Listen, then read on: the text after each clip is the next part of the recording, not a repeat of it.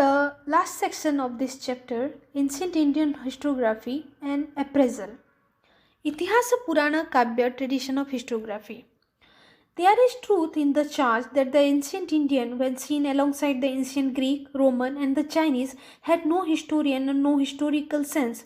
There is little that is genuinely historical in the definition of either the Itihasa or the Purana. For this reason, the Itihasa Purana tradition, the way in which the Indian tried to understand their past, was not easily comprehensible to those familiar with the usually Greco-Roman or even the Islamic tradition of historiography. But the charge the ancient Indian were an ahistorical people has been objected to doubtless with a measure of truth. F.E. Purjeter took trouble to bring out this truth. Recently, Romina Thapar has suggested that instead of summarily dismissing the Itihasa Purana as a fanciful rendering of the past, it may be found to have a firm historical basis if related to the different phases of state formation, example or such as of the transition from lineage society to a state system. The historical Kavya, emerging about the beginning of the Christian era, absorbed whatever real history the Itihasa Purana tradition contained. None too easy for definition or even description, the word Kavya means a self-contained narrative conveying rasa or experiencing of sentiment, called Vakyam Rasatamakam Kavyam. In this modification, there was little gain for history, for the Kavya tradition growing like that of the Itihasa and the Purana. In the habitat of Indian life and culture was theocratic, mythological, and at best quasi-historical. To the theocratic moral equipage of the Itihasa Purana tradition, the Kavya tradition added its own literary outfit. The writer in this tradition did not take trouble to record fact of human life in the past or not to set down such fact as a contemporary to them, with the object of preserving them from men's knowledge. In its eagerness for moral edification, ancient Indian historiography threw overboard rationality and allied itself with the religion and mythology. No distinction was made between the reliable and the unreliable, the possible and the impossible, the natural and the supernatural. Such normal themes of history as politics, war, and strife were to be writers of the Itihasa Purana Kavya tradition, only superficial expression of life, below which lay the fascinating dramas of man's fulfillment of the sovereign purpose of human existence. The tradition in question tried to grasp this inner story and to understand the meaning of life in terms of the Purusarthas, the fourfold aims of life.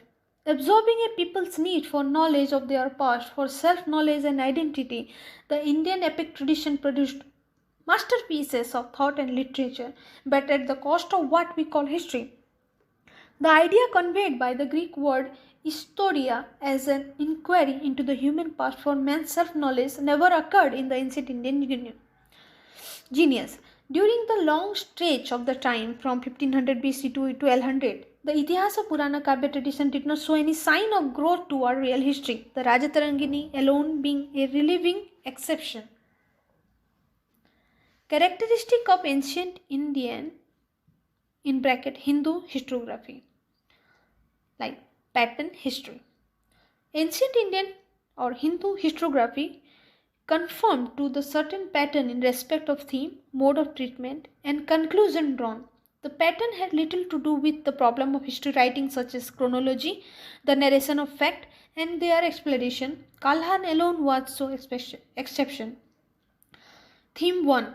As per the theme, the first thing is theme. As per the theme, the history of this tradition were the charitas, or the ornate biography, mostly of king.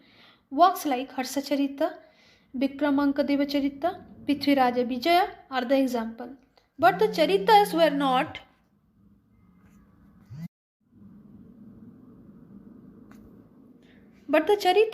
were not full-fledged biography written from the historical point of view. The theme would be limited to some aspect of king's life, usually the attainment of royal glory or victory over an enemy. The conventional Digvijaya of ancient Chakravarti and the Suryavana The Swayamvaras, which needed to be the true to fact, were important feature of this pattern. Causation and causal explanation. Adhering to the law of causality enjoined by the medieval Indian philosopher writer on the history seems to have recognized the category of adrasta mean unseen causes, where the seen causes fail to account for and explain phenomena. This meant resorted to idea of a supernatural causation resulting in myth making, as in the Angikula origin of the four Rajput dynasty. Agnikula origin of the fourth dynasty, the Kshatriya, they born from the fire.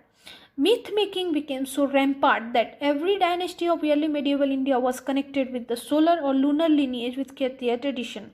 Supernatural causation figures even in Kalhana work. Religiosity and the other worldly ethos of the Hindu mind, enhanced by the belief in the doctrine of karma and punarajanma and the inscrutability of fate, offered an easy way to bypass historical explanation by natural causation.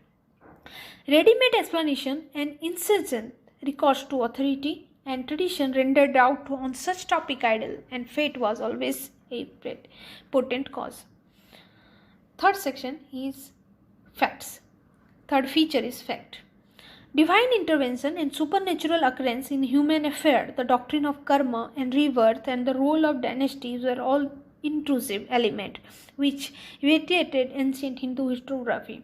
To look for the meaning of human action outside of those actions is to throw actual fact out of historical focus, persuading the historian not to search for the fact. Only Kalhana had regarded for the fact as fact, and the Rajatarangini is exceptional in its sense of sustained narrative and a near complete freedom from the legendary matter. When Bilhana or Atula or Jayankar describe event, the description itself is without any sense of time and place, giving a mythological cover to what little or real event they care to set down. Vikramaditya, 6th Chalukya, was Rama whose Digvijaya obliged Agastya to leave the shore of the ocean. Prithviraja III, Chahamano, was again Rama, fearful of whose wrath the ocean gave just enough water to the rain cloud, neither too much to inundate Prithviraja land nor too little to scorch it. Fantasy took the place of fact and trend, which assumed an extreme form in Navashankta Charita, a 10th or 11th century biography of Sindhu Raja Paramara by his Jaina court poet Padmagupta. The another did not think it improper to introduce his historical characters in the grab of animal and supernatural being and give a fictional character to historical incident as in fairy tale. From the point of view of fact, let alone their accuracy, the Charitas cannot be considered as a historical. The fourth feature is historical fact the chronology. The historical fact can be known as such only in a chronological framework, but a conception of a past which did not generally look for actual event would not insist on the exact time of their occurrence in dates and years. Keith blames the Indian disregard of chronology to the secondary character ascribed to time by the philosophy. The ancient India did develop a chronology of sequence, the beginning, the fought, the hope of success, the certainty of success, and the attainment of success. But these are only logical stage of development and unrelated to some point of time. They are too different from their universally accepted meaning of chronology to be able to meet requirement of history. The fifth characteristic is anachronistic portrayal of historical character. The vivid sense of the past that the ancient Indian had, says their nostalgia for the past, had nothing truly historical about it. They took to portraying contemporary history with religious and mythological model, a practice detrimental as much to religion and mythology as it was to history. The result was to anachronistic representation of contemporary king in the role of heroes of religion and the mythology. We have already seen Vikramaditya VI Chalukya and Prithviraja III Chahamana in the role of God Rama. Not only individual but issues and the event were most unchronistically and unhistorically represented. Prithviraja III was Rama incarnated to restore and preserve the religious and social order threatened by the Muhammad Ghori and his host, who automatically became the Ravana and his Rakshasa followers. If Jayanka has extended his ridiculously anachronistic portrayal to a date after the Second Battle of Taran, he would have had to sell the story not of Rama defeating and killing Ravana, but its opposite. Meeting the present by the past is the sixth characteristic. Since for the Hindu, the Kali age was the descendant in comparison with the glory of the preceding ones, it was idle to meet the past by the present. Hence, write B. S. Pathak quoted, these medieval historians try to understand the contemporary history with the help of ancient form and ideal. Here, in their attempt to study the present in the light of the past, they offer a striking contrast to those modern historians who tend to study the past with direct and perpetual reference to the present. Unquote. Seventh features is language and style. The proper form of narrative subject like history is prose, not poetry. Not only that, all fact cannot be expressed in poetry, but a historical narrative, when rendered in the poetry, is likely to be colored by dramatic and poetic embellishments. It must be said that verse was a familiar and normal to the ancient Indian as prose was with other people, and that the Anushtup matter in Sanskrit could be as matter of fact as prose in other language. Yet, ancient Indian historians were poet first and historian last. Literary conventions, hyperbolic expressions, and similarly dramatic and poetic embellishment overwhelmed the little causal history that cared to write.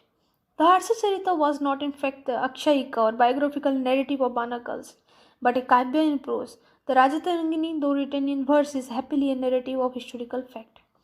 It must be said in conclusion that ancient Indian historiography did not make any real advance toward genuine history writing. With the sole exception of Kalhana, who remained a pleasant misery, the ancient Indian left behind them no great work which we could call history. The modern idea of history, important from the West, was rightly disinclined to accept the Itihasa Purana Kavya tradition or any aspect of it as historical, and for the most part, modern historians of ancient India also unceremoniously discarded it.